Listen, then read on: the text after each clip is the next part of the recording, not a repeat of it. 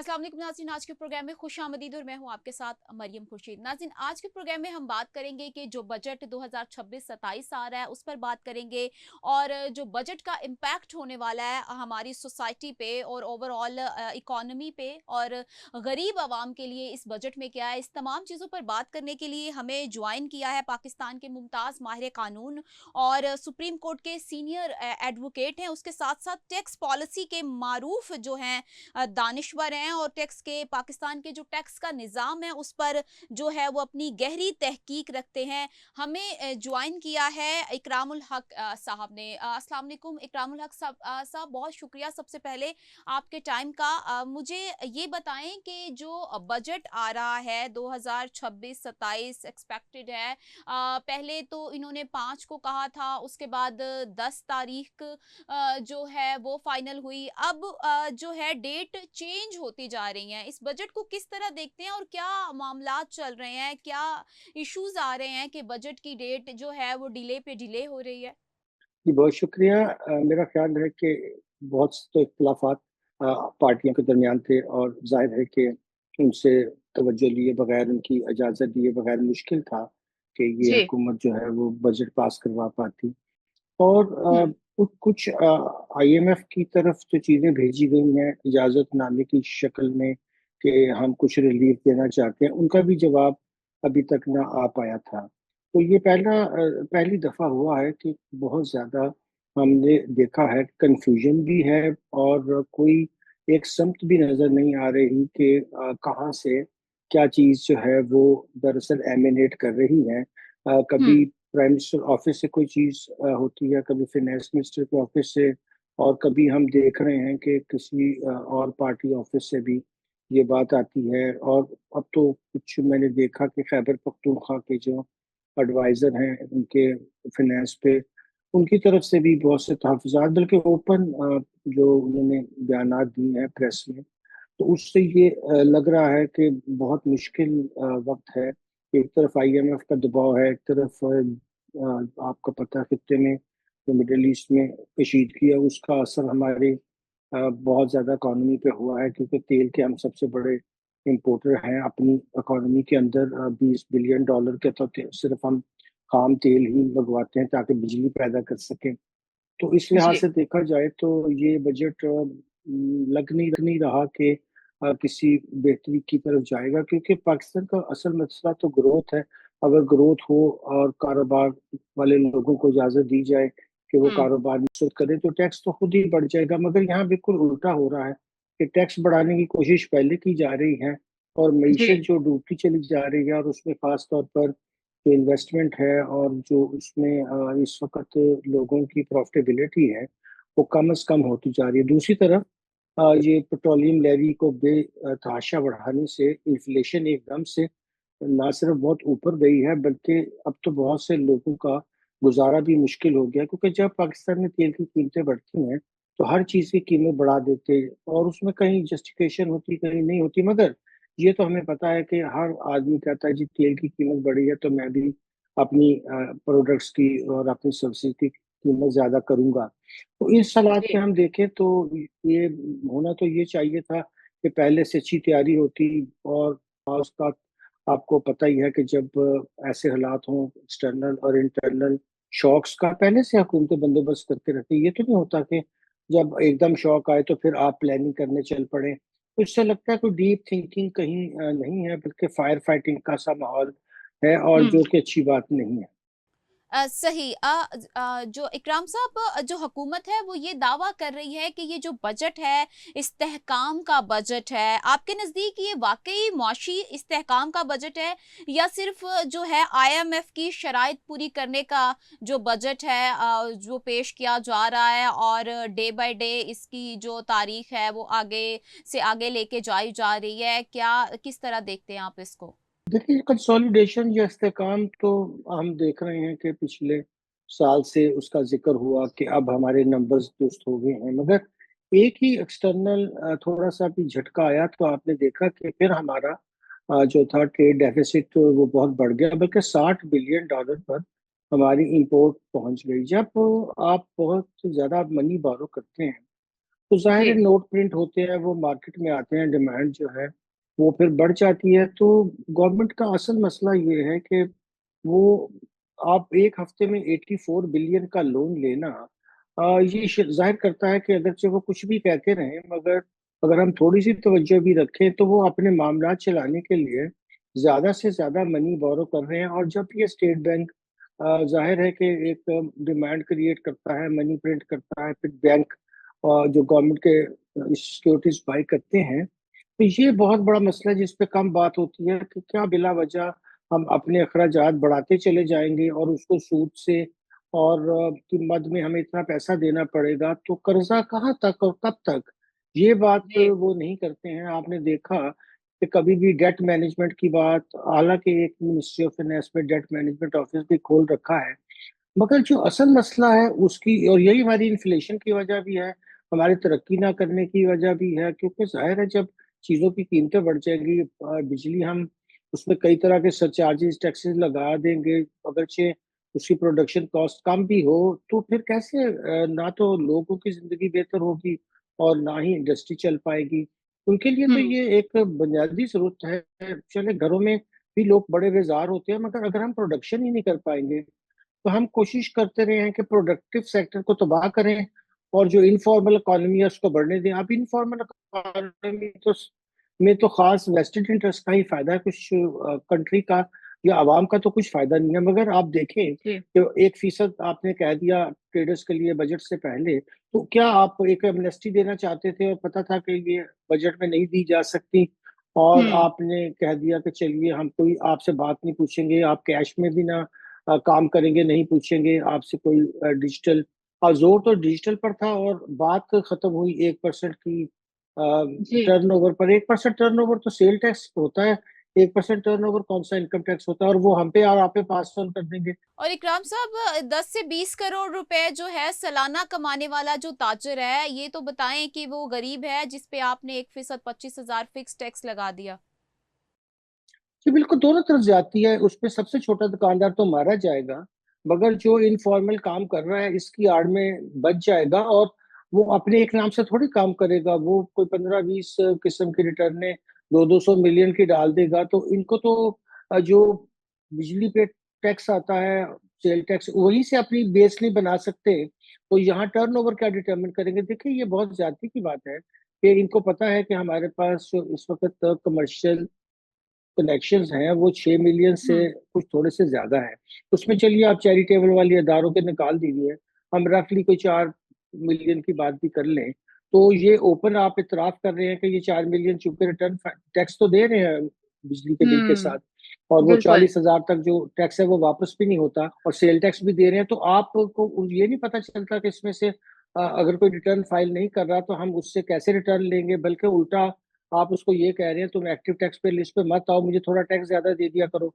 अरे ये किस हुँ। तरह की टैक्स पॉलिसी हो सकती है कि आपके जो इरादे होते हैं या वो तो मुख्तलिफ होते हैं, और आप बात कुछ और कर रहे होते हैं। शुरू दिन से आपने ये कहा कि ये साल जो है ज़बरदस्त डिजिटाइज़ेशन का होगा, हमने एक फंड भी जनरेट कर लिया है, हमें बाहर से पैसा भी उन्होंने फ्री दे दिया है कि आप डिजिटाइज़ेशन करें। अब जिस फाउंडेशन ने उनको डिजिटाइज़ेशन के लिए पैसा दिया था और साथ में एक कंपनी को भी कह दिया था कि आप पाकिस्तान जाएँ, वो अपने कई बहुत बड़ी, हम नाम नहीं लेना चाहते, बहुत बड़ी दुनिया में कंसल्टेंसी फर्म है। तो पैसा तो फिर सारा उस फाउंडेशन ने कंसल्टेंसी फर्म को दिया ना, हमें तो नहीं दिया हुँ। होगा।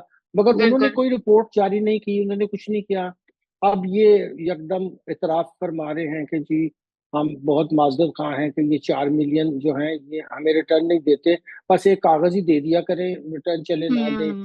तो अगर आपने रिटर्न नहीं लेनी थी, तो आप 1 पेज की रिटर्न बना देते सबके लिए। उसमें वो अपना बिल्कुल। टर्नओवर बता देता, नेट इनकम बता देता और उस पे टैक्स वर्कआउट कर लेता। फिर सब साखिर भी ख़त्म किया है, इनकी जो मकामी ज़बान है उसमें जो है इसको उनको फ़ॉर्म को फ़िल करना होगा। तो अच्छा इकराम साहब मुझे ये बताएँ कि इस सारे मामले में जो इन्होंने फ़िक्स टैक्स का जो निज़ाम नया मुतारिफ़ करवाया ताजिरों के लिए, तो इसमें जो ट्रांसपेरेंसी है वो किस तरह जो है उसको मुमकिन बनाया जाएगा? क्योंकि जस्ट आप इस चीज़ पे छोड़ दें कि वो अपनी ईमानदारी के साथ जो वो अपना जो कमा रहे हैं उस पे फ़िक्स टैक्स इतना अदा करेंगे, तो ट्रांसपेरेंसी तो इसमें सबसे ज़्यादा जो मुश्किल मरहला आएगा वो ये आएगा ना? देखिए मेरा तो ख्याल है कि अगर वो 1% जो बहुत छोटे दुकानदार हैं, वो अगर हम्म। अपनी सेल का 1% देंगे भी तो उससे ज्यादा तो वो टैक्स बिजली के बिल के साथ दे चुके होंगे। तो क्या फिर जी। ये उनको रिफंड देंगे? ये बिल्कुल इन्होंने बगैर सोचे समझे ये हरकत की है, ये जाने बगैर कि पहले देखें कि अगर 1 लाख से ज्यादा बिल एक्सीड कर जाए, और आपको पता है कमर्शियल बिल बहुत ज्यादा महंगे आते हैं, और जी। छोटी छोटी दुकानों का बिल भी जो है वो महीने का लाख लाख हो जाता है।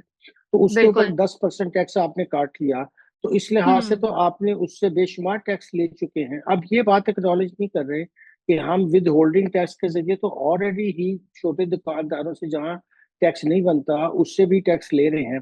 अगर उसकी हम्म। इनकम 6 लाख से कम होगी तो बिला वजह वो आपको टर्नओवर टैक्स दे। अच्छा, अगर उसकी इनकम बहुत ज्यादा है और वो आपसे 1% मुझसे और आपसे लेकर दे देगा, तो ये हम्म। इनकम टैक्स लगाने का तो कोई तरीका नहीं। इनकम टैक्स का तो मकसद ये होता है कि आपकी रियल इनकम के ऊपर टैक्स लगाया जाए और उसकी शरह बिल्कुल। कम रखी जाए, ब्रॉड बेस रखा जाए। हम्म।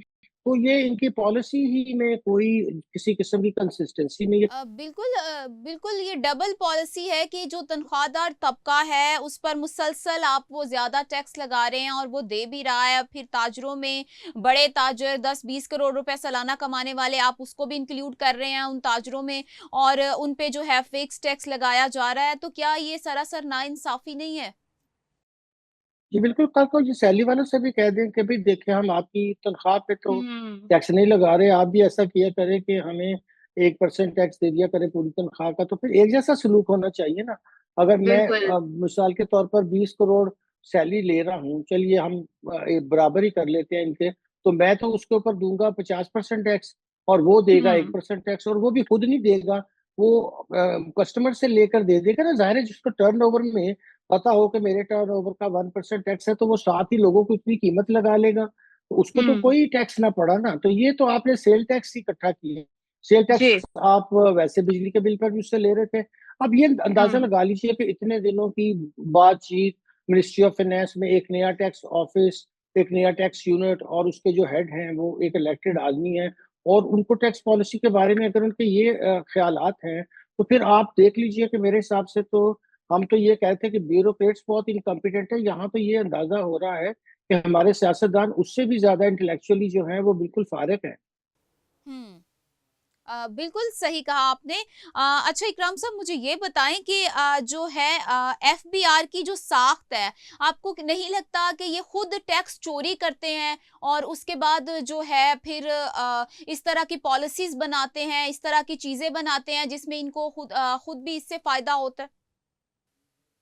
देखिए, बिल्कुल आपने दुरुस्त फरमाया। ये बहुत पते की बात है कि ये एजेंसी मुसलसल साबित कर चुकी है कि आँखों के सामने ट्रांज़ैक्शंस हो रही हैं और टैक्स नहीं करना। जी। और फिर लोगों को एक नैरेटिव बना देना कि लोग टैक्स नहीं देते। फिर आईएमएफ से, वर्ल्ड बैंक से बहुत पैसा भी दिया इन लोगों ने, और वर्ल्ड बैंक से तो इस्लाहात के नाम पर सबसे ज़्यादा पैसा जो लिया है, चाहे वो एशियन डेवलपमेंट बैंक हो, चाहे वर्ल्ड बैंक हो, वो एफबीआर के नाम किया। कोई उनसे पूछता नहीं कि ये किस तरह की एक ऑर्गेनाइजेशन है कि जिसमें जी। लोग जो हैं वो ना कोई काम करते हैं, इनको 95% टैक्स तो या विद होल्डिंग से आ रहा है या एडवांस आ रहा है।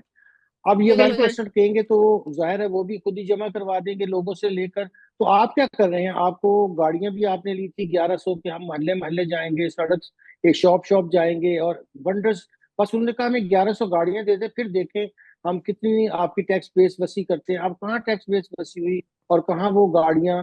और ये सब हुँ। एक ऐसी एजेंसी बन चुकी है जिसकी कोई अकाउंटेबिलिटी नहीं है।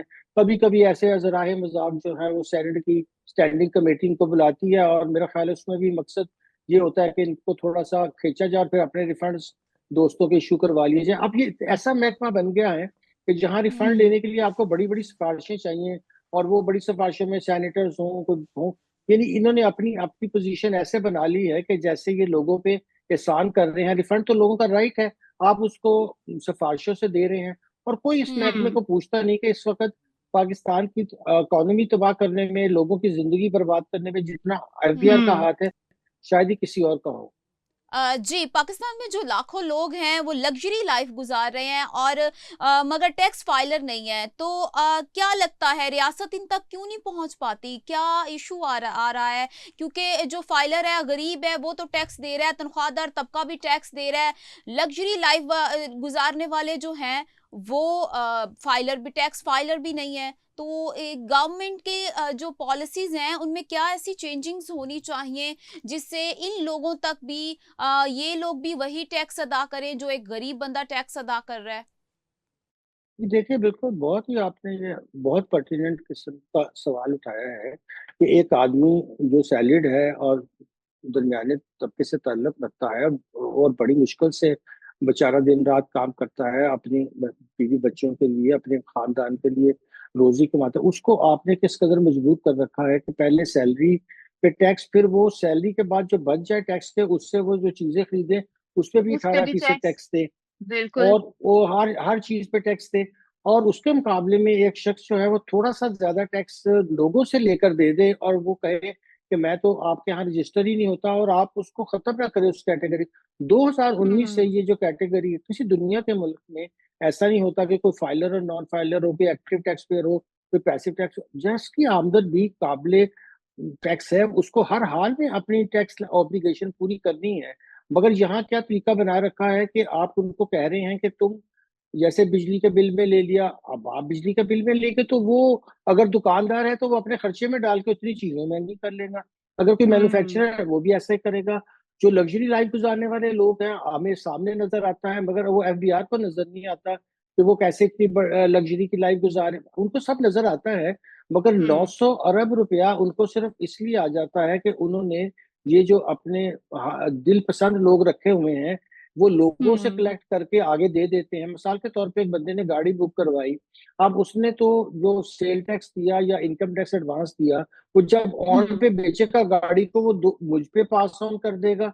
जाहिर है वो तो उस प्राइस में शामिल ही होगा। अब इनको इतनी बात समझ नहीं आती कि ये चेक करें कि किसने 30 35 40 गाड़ियां बुक करवाई हैं, वो बेच ही रहा है तो बिजनेस ही कर रहा है। हर जगह जहां हम्म। विद होल्डिंग हो रही है, अगर उसका एनालिसिस कर लिया जाए तो आपको हर बंदे तक पहुंच सकते हैं। डेटा इनके पास है, हर इंफॉर्मेशन इनके पास है, मगर सुस्ती का ये आलम है कि कभी उनको आपने ना नोटिस देना है, ना उनके ऊपर कोई असेसमेंट पास करनी है। बस बैठे हुए हैं, लोगों से टैक्स आ रहा है और अपनी कारकर्दगियां दिखा रहे हैं।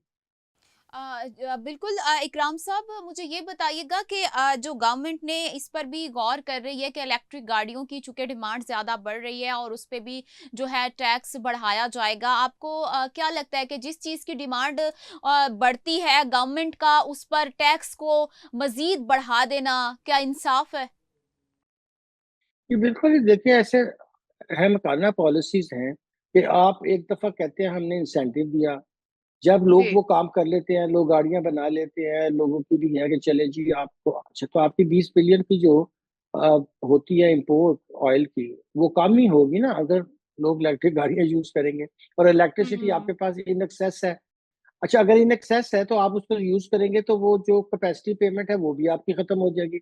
ये नहीं हम्म। सोचना कि कैसे हम अपने मुल्क में इलेक्ट्रिसिटी को ज्यादा बेहतर, 10 साल के तौर पर आपकी रेल गाड़ियां जो थी पहले लाहौर से खानेवाल, वो एक इलेक्ट्रिक ट्रेन चलती थी, उसकी तारें भी बेच के खा गए। अब ये तो जमाना था कि हमारे पास सक्सेस बिजली थी तो हम बजाय डीजल के उसको इलेक्ट्रिक पे चलाते। अब तक अगर कोई होशियार हुकूमत होती और कोई काबिल एतमाद हुकूमत होती तो वो तो पूरी हर जगह ऐसी केबल्स हर लगाकर और शहरों के अंदर भी ट्रैम चला लेती इलेक्ट्रिसिटी से, फिर इलेक्ट्रिसिटी भी इस्तेमाल हो जाती और ये बिल्कुल। इलेक्ट्रिसिटी महंगी भी ना रहती। उसकी बजाय वो कह रहे नहीं, हम आपको इलेक्ट्रिक भी नहीं चलाने देंगे, उल्टा हम आप पे टैक्स लगाएंगे। यानी चाहते हैं कि हम हमेशा जो इलेक्ट्रिक एनवायरनमेंट खराब करने वाली गाड़ियां हैं, जो धुएं वाली गाड़ियां, वो इस्तेमाल करें। डिपेंडेंसी रहे और आप अगर आप इलेक्ट्रिक फॉर्म की गाड़ियां यूज करना शुरू कर देंगे तो फिर वो तेल की जो लिवी तेल पे लिवी बढ़ाते हैं टैक्स की बजाय, तो उस फॉर्म में जो ये रेवेन्यू जनरेट करते हैं वो कहाँ से आएगा?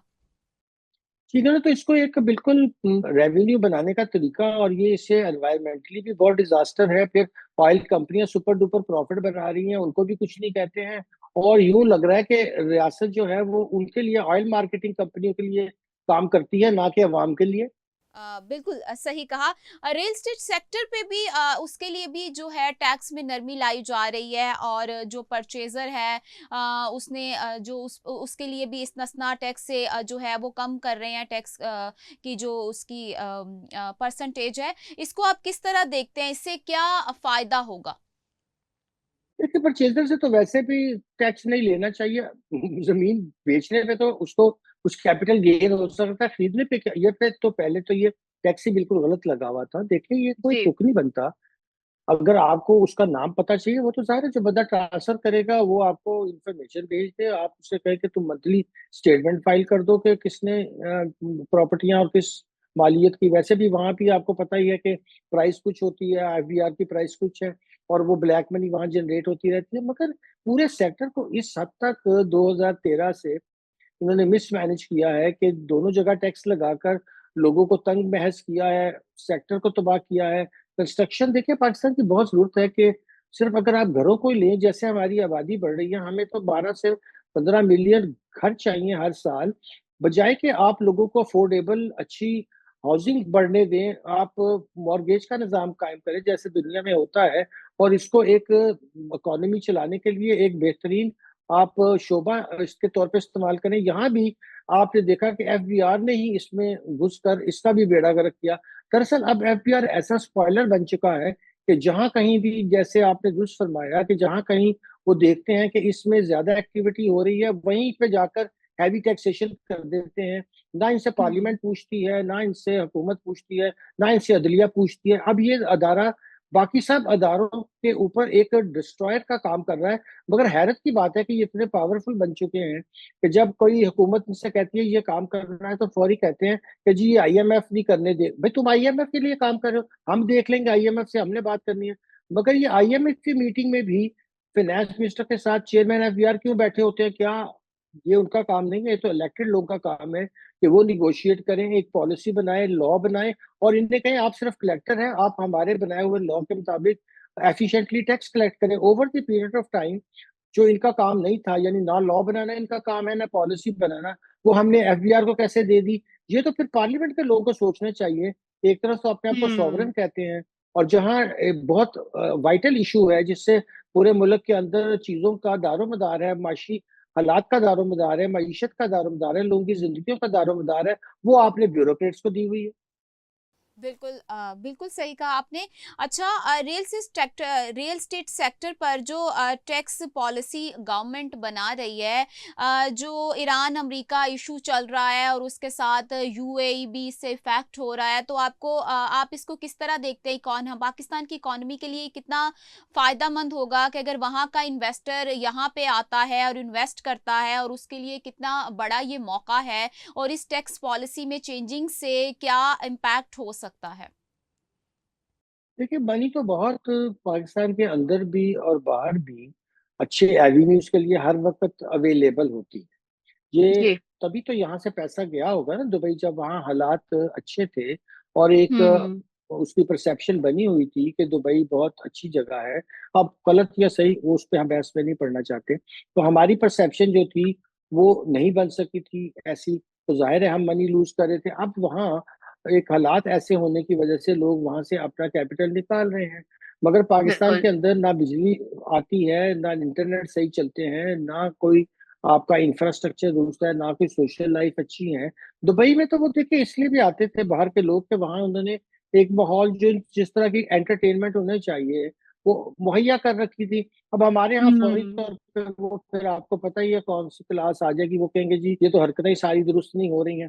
तो हम पहले तो कोई ऐसी एनवायरनमेंट नहीं बना सकते जहाँ पे हम तो अपना जो बहुत अच्छे इलाके हैं, जो वहाँ से बहुत ज्यादा टूरिज्म से हम पैसा कमा सकते थे, वहां भी हम कोई खातर खा काम नहीं कर सकते हैं। चे जाया कि बड़ी बड़ी मॉल जो हैं, बड़ी बड़े जो हाउसिंग स्कीम्स हैं, उसके लिए हम बाहर से हम्म। पैसा ला सके।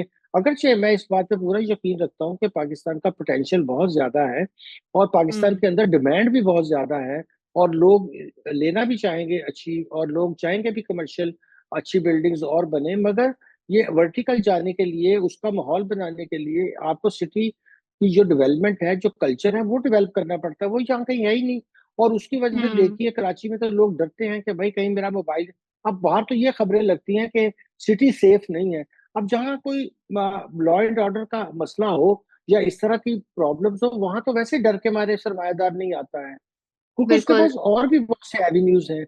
और वो जाहिर है कि मालदीव भी अब बढ़ रहा है, अब आप देखें तो, और बहुत से ऐसे जगह हैं जहाँ पे बहुत ज्यादा चाइनीज भी वहां पे अपने लिहाज से इन्वेस्टमेंट कर रहे हैं। तो हम तो हम्म। चाइनीज की इन्वेस्टमेंट दोनों का ख्याल था कि हम इस सी पैक के साथ साथ ही बहुत होटल्स बनाएंगे, मॉडल्स बनाएंगे, जगह जगह जो है बढ़ेगा, वो नहीं हम रियलाइज कर सके। तो हमारे ज्यादा ड्रीम्स होते हैं, मौके मैं ये नहीं कह रहा नहीं है, मौके तो बहुत है, मगर हम उसको मटेरियलाइज नहीं कर पाते। बिल्कुल, ईरान अमेरिका इशू जो चल रहा है, इकराम साहब आप किस तरह देखते हैं कि इसने बजट को, जो हमारा एक्सपेक्टेड बजट है, उसको किस तरह इफेक्ट किया है? देखिए, बराह रास्त तो हमें बहुत सी जो ऑयल की ट्रेड डेफिसिट का इम्पैक्ट ये आता है कि बजट के अंदर फिर आपको बहुत मुश्किल से अगले साल के लिए ये जो इम्पोर्ट बिल है, इसके लिए ज़ाहिर है आपको डॉलर्स तो चाहिए होते हैं। हम्म। जब वो नहीं, फिर आपका फिजिकल डेफिसिट बढ़ेगा, फिर आप और हैवी बोरिंग करेंगे। जब आप बहुत हैवी बोरिंग करेंगे तो फिर आप जो थोड़ी सी स्टेबलाइजेशन आई थी और आपका फिजिकल डेफिसिट 4-5% की रेंज में आने वाला था, ये फिर 7-8% हो जाएगा। तो हमारी हम्म। मसला ये है कि हम थोड़ा सी ऑस्टेरिटी के साथ, कुछ पहियस के साथ स्टेबलाइजेशन करते हैं, मगर वो पायदार नहीं होती, क्योंकि हमारी बेसिक जो टैक्स के अंदर भी और दूसरी मीशत के मामलात हैं, उसमें हमने कोई स्ट्रक्चरल चीजें तो ठीक की नहीं। अब चाइना को तो कोई फर्क नहीं पड़ता, उनके पास 2 साल का जो है वो स्ट्रेटेजिक रिजर्व्स होते हैं, बल्कि उन्होंने अपने हलीफ जो उनके साथ मिलकर एक्सपोर्ट में मदद करते हैं, वियतनाम को भी पैसा दिया है उन्होंने, कम्बोडिया को भी दिया है उन्होंने, उनको तेल भी दिया है। मगर हमारे लिए तो चाइनीज सबसे बड़ा सोर्स थे। अगर हम उनसे 10 बड़ी इंडस्ट्रियां रीलोकेट करवा लेते तो आज पाकिस्तान की हालत एक्सपोर्ट पे क्या होती। मगर आप इस बात से हम्म। अंदाजा लगा लीजिए हमारी नालायकी का, कि हम सी पैक के भी जो सम्राट थे और उसके अंदर जो पोटेंशियल था, उसको भी हम उनको भी हम नहीं इस्तेमाल कर सके। और ये चाइनीज, अब प्राइवेटली जाहिर है वो बड़े सोफिस्टिकेटेड लोग हैं, फॉरेन हम्म। पॉलिसी में वो कोई ऐसी बात नहीं करते। मगर जब कभी उनसे इंटरनली बात होती है तो दुख का इजहार करते हैं कि पाकिस्तान में ये सलाहियत भी नहीं थी कि वो सी पैक का ही सही फायदा उठा सकता। राम साहब, मुझे ये बताएं कि आप बरसों से फ्लैट और कम शरह वाले टैक्स निजाम की हिमायत करते आए हैं, तो क्या मौजूदा बजट आपको इस समत जाता दिखाई दे रहा है? जी बिल्कुल भी नहीं। देखिए, जब तक हम आईएफ के प्रोग्राम में हैं, वो तो सैलरी वालों का भी जो अ, बहुत कम, यानी कि आप समझिए कि 26, 28, 30 लाख तक, आजकल इसका भी कोई वैसे वक़्त नहीं रहा कि 2 लाख भी एक 5 बंदों की फैमिली के सामने बिल्कुल खत्म है, जो इन्फ्लेशन है हमारी। मगर वो भी नहीं करने दे रहा आईएमएफ। तो ये तो हमारी अपनी नालायकी है कि हम उन्हें सिर्फ ये कहते हैं कि देखिए, आपको तो प्राइमरी सरप्लस चाहिए, आप हम हम्म। पे पॉलिसी डिजाइन नहीं इम्पोज करें, हम आपको ये कर देंगे। होता ये है हम्म। कि जब वो आप उनके साथ अपने एक्सपेंसेस शेयर करते हैं, जैसे हमारी आप समझिए डेट सर्विसिंग, जिसको हम सूद की मद में जो भी पैसा पे करते हैं या कुछ लोन वापस करने की मद में, और साथ ही डिफेंस, तो फिर फेडरल गवर्नमेंट के पास कोई पैसा नहीं बचता, क्योंकि फेडरल गवर्नमेंट ने ना अपनी वो 19 मिनिस्ट्रियां खत्म की जो उनको 18 अमेंडमेंट के बाद खत्म करनी थी, बल्कि और अपना बोझ बढ़ा लिया है।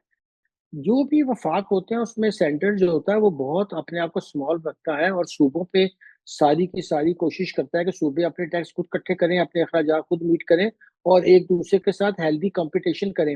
हमारा उल्टा है कि हम हम्म। सूबों को पैसे दे रहे होते हैं कि ले जी, हम आपकी ये सड़क बना देंगे, हम वहां से वहां तक आप, तो ये हमारा काम नहीं है, वो अपनी सड़कें खुद बनाए। मगर फिर हम उनको जो sale tax goods and services है, ये हम एक करके कम से कम सूबों को साथ में लाएं तो बिजनेस भी बढ़ेगा, लोगों को एक ही रजिस्ट्रेशन करानी होगी। अगर हम अपने टैक्स को ठीक करना चाहते हैं, हमें दो चीजें जरूर करनी पड़ेंगी। एक, अभी बहुत पेचीदा निज़ाम है, इसको सादा करना पड़ेगा। बहुत शुक्रिया इकरामुल हक साहब आपके टाइम का। आज के प्रोग्राम से इतना ही, मुझे इजाजत दें। अल्लाह हाफिज।